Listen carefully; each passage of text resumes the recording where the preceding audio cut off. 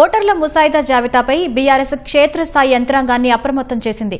అర్హులైన ప్రతి ఓటరుకు జాబితాలో స్థానం ఉండేలా చూడటంతో పాటు బోగస్, డూప్లికేట్, అనర్హులైన ఓట్లను గుర్తించేలా బూత్ స్థాయిలో సమగ్ర పరిశీలన చేపట్టాలని పార్టీ నాయకత్వం ఆదేశించింది.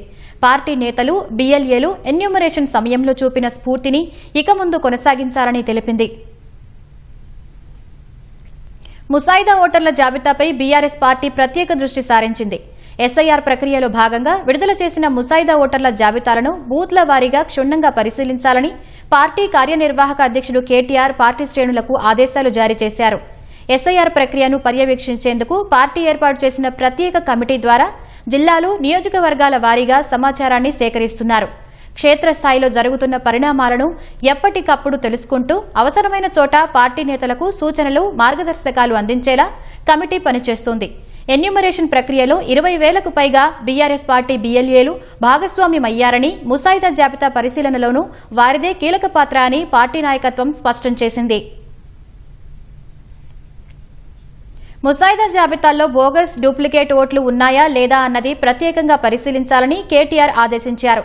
ఒకే వ్యక్తికి ఒకటి కంటే ఎక్కువ చోట్ల ఓట్లు ఉన్నట్లు అనుమానం వచ్చినా లేదా ఓటరు వివరాల్లో ఏవైనా తప్పులు కనిపించినా వాటిని వెంటనే గుర్తించాలన్నారు. ఖైరతాబాద్ నియోజకవర్గంలోని ఒకే ఇంటి నెంబర్పై 44 ఓట్లు ఉన్న ఉదంతం వెలుగు చూసింది. అటువంటి వాటిపై ప్రత్యేకంగా దృష్టి పెట్టాలని నేతలకు సూచించారు. ఓటు హక్కు కలిగిన ప్రతి ఒక్కరి పేరు ముసాయిదా జాబితాలో ఉందా లేదా అన్నది బూత్ల వారీగా పరిశీలించాలని సూచించారు. అర్హులైన ఓటర్లు ఎవరైనా జాబితాలో లేకపోతే వారి వివరాలను సేకరించి సంబంధిత అధికారుల దృష్టికి తీసుకెళ్లేలా చర్యలు తీసుకోవాలని ఆదేశించారు. బూత్ల వారీగా నోటీసులు అందే ఓటర్ల వివరాలను కూడా సేకరించాలని కేటీఆర్ సూచించారు. ఎవరికి నోటీసులు వచ్చాయి, ఏ కారణంతో నోటీసులు జారీ చేశారు, వాటిపై ఎలాంటి చర్యలు తీసుకోవాలి అనే అంశాలను క్షేత్రస్థాయిలో పరిశీలించాలని పార్టీ శ్రేణులకు సూచించారు. నోటీసులు అందిన అర్హులైన ఓటర్లు తమ ఓటు హక్కును కోల్పోకుండా అవసరమైన సహకారం అందించాలని తెలిపారు. ఎన్యూమరేషన్ సమయంలో ఫారాలు సమర్పించని వారి వివరాలపై కూడా దృష్టి సారించాలని పార్టీ నేతలను ఆదేశించారు. అర్హులైన ఓటర్లకు ఎలాంటి అన్యాయం జరగకుండా వారి హక్కులను పరిరక్షించేలా పార్టీ బీఎల్ఏలు, స్థానిక నేతలు సమన్వయంతో పనిచేయాలని స్పష్టం చేశారు.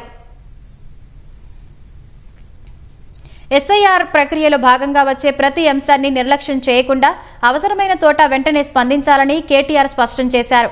ఎన్యూమరేషన్ సందర్భంగా బీఆర్ఎస్, బీఎల్ఏలు విస్తృతంగా క్షేత్రస్థాయిలో పనిచేశారని, అదే చొరవతో ముసాయిదా జాబితా పరిశీలనను కూడా ముందుకు తీసుకెళ్లాలని పార్టీ నాయకత్వం భావిస్తోంది.